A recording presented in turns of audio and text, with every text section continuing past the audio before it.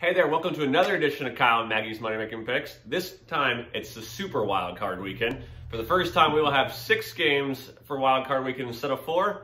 We're going to still give you 2 picks each, though, even though we only have 6 games. How did you do last week? Last week, I went 1-1. So on the year, I am 20-13-1. And I also went 1-1. We both lost with Andy Dalton and the Cowboys, so that brings my record to 14-19-1. We don't need to talk about my record.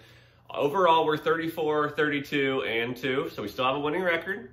So let's dive on in. Yes, yes, you're right. It's all because of her, so let's go with her picks first. Okay, my first pick, I'm going with the Colts in the playoffs. Of course you are. So I'm going Colts plus 6.5 versus the Bills. Okay, just Colts. The Colts have been playing so well. So I didn't know. A fun fact on that is the Colts haven't been underdogs in any game this season. This is the first game that they're not favored in. That's interesting. It is. My first game, I'm going to go with the Rams plus 3 at Seattle. Jared Goff must play. If not, you're going to light this money on fire. So if you're placing it today, hopefully you place it and Jared Goff plays. If he plays, the spread will probably go down. So I'm going to take it and just hope that he plays. He's been practicing some this week. But the Rams are 5-3 under Sean McVay against the Seahawks, and all those games have been with Goff and Russell Wilson, so it's not like injuries have been a factor in there.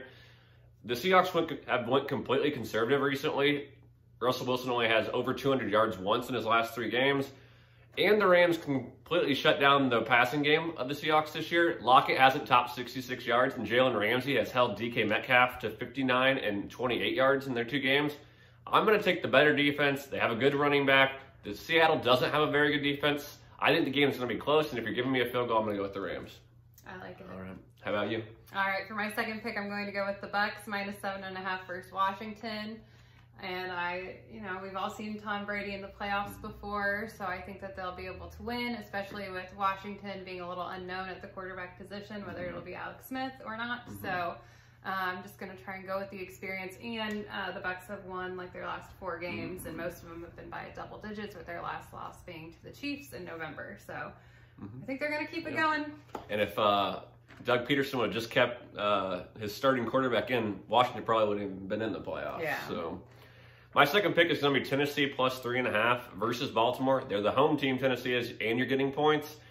I think it's going to be a very high-scoring game, so buckle up. If they score first, there's going to be a lot of scoring, so don't get your hopes up too much. The Titans murdered the Ravens in the playoffs last year, 28-12, and Derrick Henry rushed for over 200 yards. And then the Titans beat the Ravens again on the road this year, 30-24 in overtime, and Henry rushed for 133 yards in that game. You're telling me I get 3.5 points when they're at home for the first time against the Ravens? I'm going to take the Titans. It's going to be both teams just killing the other defenses on the ground. They're going to be running all game. But don't sleep on Tannehill. Since he became the starting quarterback for the Titans, he has 71 total touchdowns and just 14 turnovers. So I like my chances with Tannehill getting points at home. I'm going to take the Titans plus 3.5. Yes, I like it. All right. Well, good luck in your bets. Good luck in your daily fantasy. I have my rankings up for that this week, so check those out before you set your lineup, and good luck. Good luck.